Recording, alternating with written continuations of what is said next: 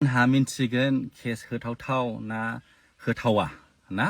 थारैनो जोंनि बर' समाजाव गुबुंले आबहावा लाबोदों नामा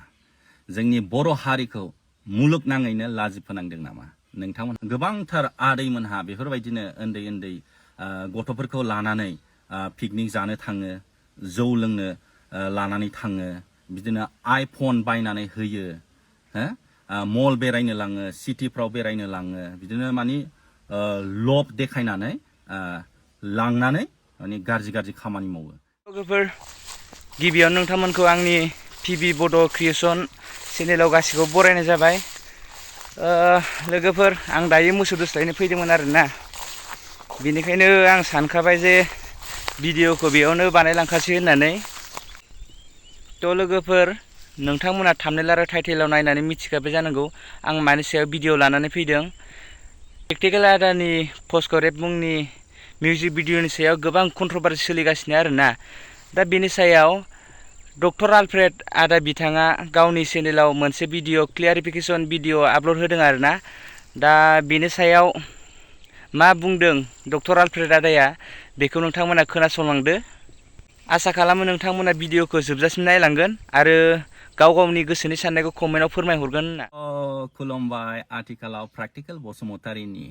पक्स' रेप मिउजिक भिडिअ ओरैबायदि कन्ट्रभार्सियेल सोलिगासिनो दङ गोबांथार मानसिफ्रा ससियेल मिडियायाव फैनानै बिथांखौ एफआइआर होनांगौ बिथांखौ केस होनांगौ बेफोरबायदि भिडिअ बानायलागासिनो दं बिनि थाखायनो आंबो माने बे भिडिअखौ नायनो लुगैदोंमोन माबायदि गोबांथार मानसिफ्रा ओरैबायदि कन्ट्रभार्सियेल खालामगासिनो फेसबुक इउटुब नागिरबाय मोनाखै मानो होनबा बिथाङा डिलिट खालामबाय बिनि थाखायनो आङो प्रेक्टिकेल बसुमतारीखौ कल खालामनानै बिहरदों भिडिअ आंनोबो हरदो आंबो नायनोसै माबायदि गोबांथार मानसिफ्रा कन्ट्रभार्सियेल खालामगासिनो दं होननानै दा नोंथांमोनहा नैबे भिडिअखौ आंजों नायलांफादो अब्लानो नोंथांमोनहा मिन्थिगोन केस होथावथाव ना होथावा ना थारैनो जोंनि बर' समाजाव गुबुंले आबहावा लाबोदों नामा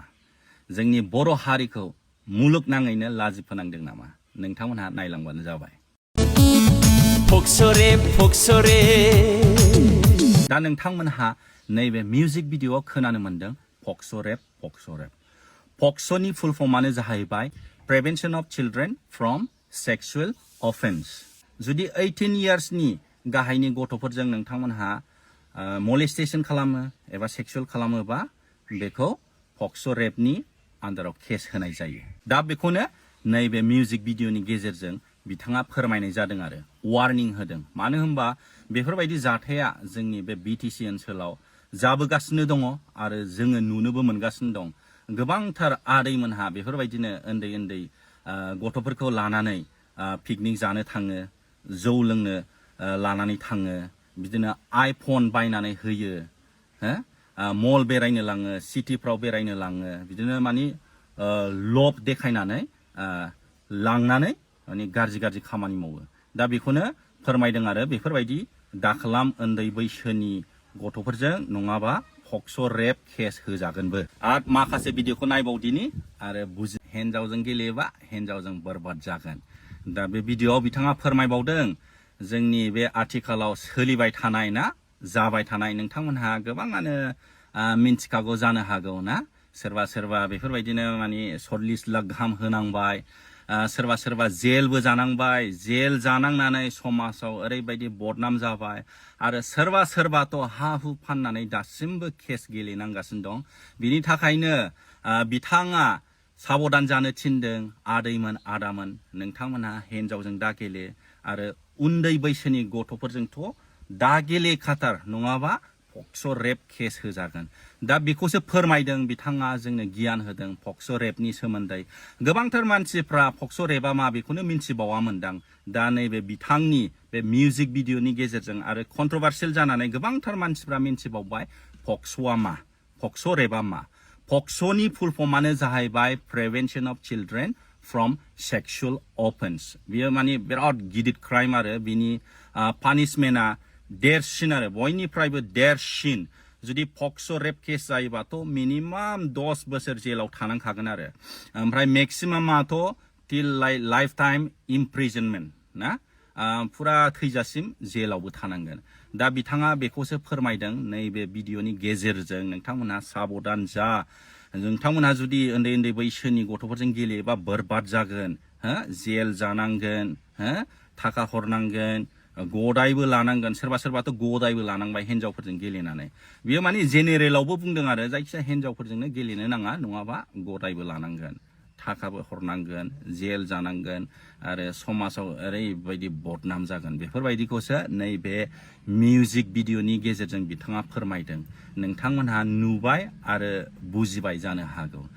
गोबांथार मानसिफ्रा भिडिअखौ नुवाखै ओरैनो जास्ट लाइक कन्ट्रोभार्सियेल ओरैनो हावाबाजि ना सोरनोबाथ' कन्टेन्टल' नांगौ ना ओरैनो जानला मोनला माने कन्ट्रोभार्सियेल स्टेटमेन्ट होलाबायो आरो दा नोंथांमोनहा फुल भिडिअखौ नुबाय आसा खालामबाय नोंथांमोनहा बुजिबाय होननानै नोंथांमोनहा शेयार खालामना होदो जाहाथे गुबुनफ्राबो जायफ्रा बे भिडिअखौ नुवाखैमोन जाहाथे नुनो मोननाय बायदि आरो बुजिनो हानाय बायदि थेंक इउ सै बाय बाय आरो नोंथांमोना नैबे भिडिअखौ नायनानै लाबाव आरोना सासे आदाया गावनि फेसबुक पेजाव मोनसे भिडिअ आपल'ड होबावदों आलफ्रेड आदानि सायाव नोंथांमोना खोनासंदो बिथाङा मा होनदों Alfred Bosmatari, one of the most influential person of Bodo people. बिथाङा सासे इन्फ्लुएन्सार ओरैबायदि गिदिर इन्फ्लुएन्सार बिथाङा इउटिउबावहाय more than 600K दं आरो गासिबो ससियेल मिडिया प्लेटफर्मसखौ मिलायजोबबा more than मिलियन दं 1 मिलियननि बारा दं नोंथांमोन स' बिथाङा ओरैबायदि मोनसे बुस्थुखौ सापर्ट खालामनाय जेखौ नायनानै आं बिराद दुखु मोनदों बेनो जादों पस्क' रेप सं दाखालि प्रेक्टिकेल नार्सारिनि मोनसे गान ओंखारदोंमोन जेरावहाय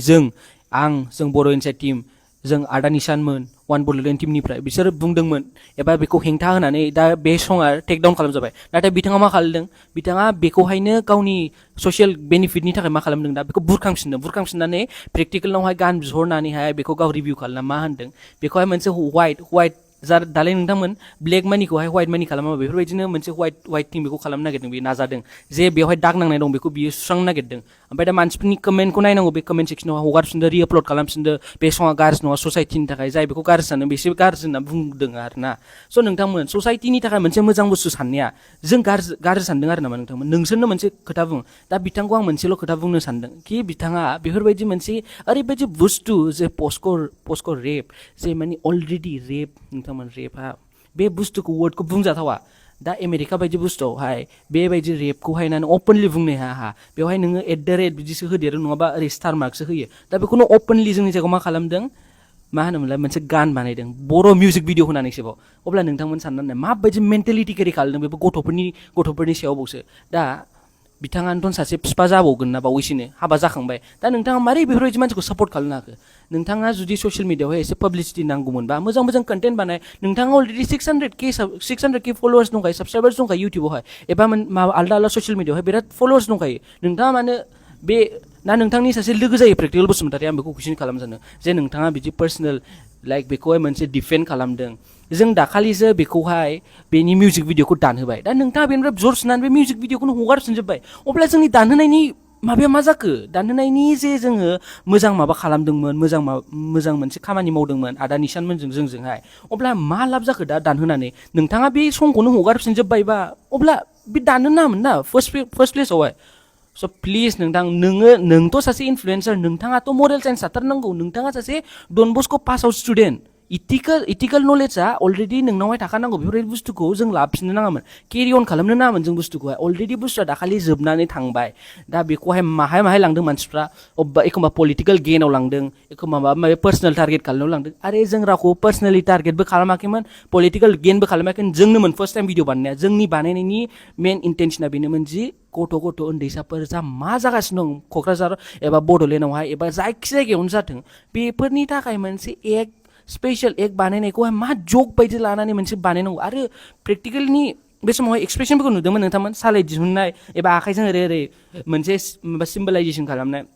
अब्ला बेफोर मोनसे जकमोन नामा नोंथांमोन बेफोर मोनसे जकमोन जों बुंनाया मोनसे जकमोन नामा नोंथाङा जुदि बे भिडिअखौ लाफिननो मोनबा अब्ला प्रेक्टिकेलखौ दानहोनानै मा लाब जाखो नोंथाङा बे भिडिअखौ टेक डाउन खालामनांगौ इउटिउब एबा माबाफोरनिफ्राय जों नोंथांनि एक्सकिउसफोरखौ नाया नों जुदि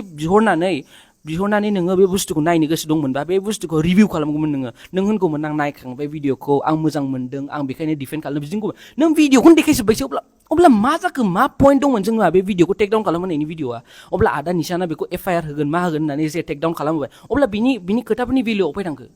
नोंथाङाथ' सासे अबभियासलि दे जों नोंथांनि बायदि समानबो नंथ'आ दा बाट एसेथ' जोंनाव कमन सेन्स दं जे अबे राइट अबे रं अबेजों गेन जागोन बेखौथ' नायाखै जों ससाइटिनि मोजांनि थाखाय दा सानगासिनो दं आरो नोंथाङा बेखौनो जों उल्था खालामना होबाय आं एलफ्रेड आदानिफ्राय बिदि एक्सपेक्ट खालामाखैमोन आरो आदानिफ्राय आं मोनसे मोजां रिप्लाइ लुगैयो आरो प्लिज भिडिअखौ हायोबा टेक डाउन खालाम आं बिराद दुखु मोनदों दिनै नायनानै आंल' नङा एसे होल जों एसे बर' इनसाइड टीमनिफ्राय बिराद दुखु मोनदों आरो जाय एसेबाबो नलेज दङ बिसोरबो एसेबाबो दुखु मोनखागोन थ' लोगोफोर नोंथांमोनाथ' खोनासंखाजोब्बाय सोर मा बुंखो ओमफ्राय लोगोफोर नोंथांमोना गाव गावनि गोसोनि साननायखौ कमेन्टनि गेजेरजों खोन्थाहरदो आरो भिडिअखौ मोजां मोनदोंबा लाइक शेयार कमेन्ट खालामनायजों लोगोसे चेनेलखौ साबस्क्राइब खालामना होदो लोगोफोर गोजोन्थों